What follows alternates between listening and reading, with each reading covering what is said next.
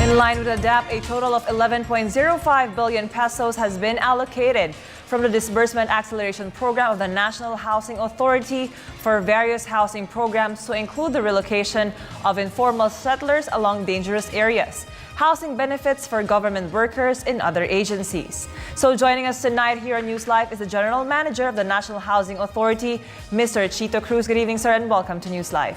Good evening. Sir, of the 11.05 billion pesos allocated to the NHA, how much of this is specifically for the relocation? Well, let me break down this for you. There's 10 billion that was given to us to do the 5-year housing project for the families living along danger areas. As I've been mentioning before, the President instructed us to do a housing program to relocate all the 104,000 families living along danger areas in Metro Manila. This is on a 5-year program starting 2012, and this is scheduled to, we were scheduled to do 20,000 units per year, so that by 2016 we'll be able to address all the housing needs for the 104,000 informal settler families living in the danger area.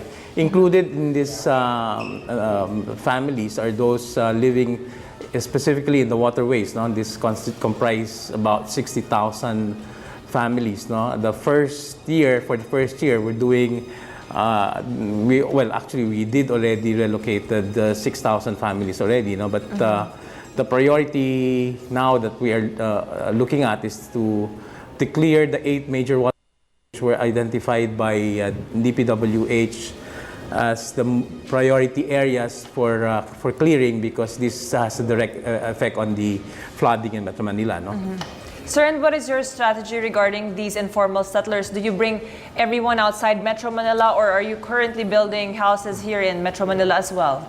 Well, the approach that we adopted is, of course, and we wanted to do as much as possible in-city relocation, because that would involve least displacement or dislocation of families. So, as a priority, we're doing in-city relocation whenever land is available. And for the first 10 billion, which is supposed to produce 20,000 units, we are already doing about 6,974 units. This is located in 11 projects that we have all over the National Capital Region.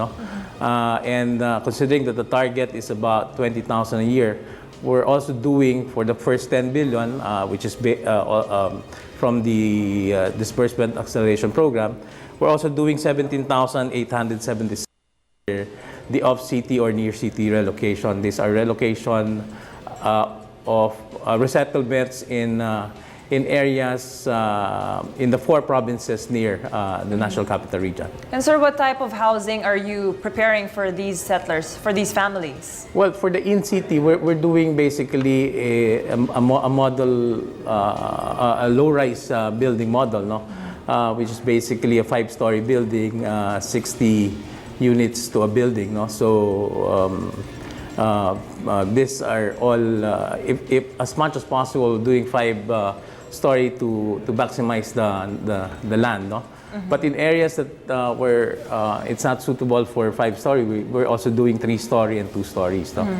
For the off-city relocation, we have drastically improved our units, and we are doing 2 types. One is the loftable row houses, which is about 22 square meter, but expandable with the provision of loft to about 28 square meter, and a 26 one-bedroom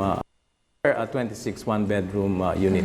Sir, do you still encounter resistance from these informal settlers, and what different groups are you working with to make this process a little bit more easier? Well, the President has actually created a committee on the relocation of the families living in the waterways. This is headed by DILG. And, part of this is NHA, MMDA, DPWH, and DSWD. The idea being, if we work together, we'll be able to convince more people to voluntarily relocate to our resettlement sites. the committee works this way. The DILG being the head, no, and through the LGU, they take care of the census or the identification of all these families, including the social preparation, in which NHA also helps. No? NHA's role basically is to provide relocation for these families. No? As soon as we have relocated these families, we turn over the water system that we have cleared to the DPWA, for them to be able to dredge, clear, and increase the carrying capacity of the water system. No? The DSWD comes in to provide financial assistance to the families, no? So that they can have something to start on when they are relocated to the sites. No? We have started actually this project, and we have successfully relocated about 2,000 families already in the San Juan River system. So initially we have relocated the San Juan City residents in our relocation site in San Jose del Monte. That's very good to hear, sir. But apart from the relocation of these families, the NHA is also doing housing for AFB and PNP personnel. What is the strategy regarding that? Well, in the same way that we've been providing houses for the informal settlers, no? The President also directed us to do a housing program for the low-salaried AFBPNP. No?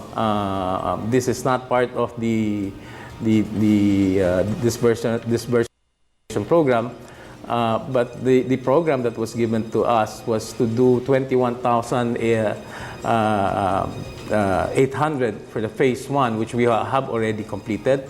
For phase 2, we're doing 32,800, and we have already completed 29,000 of these units. No? So for phase 3, which is scheduled for next year, we'll be doing additional 20,000 units. No?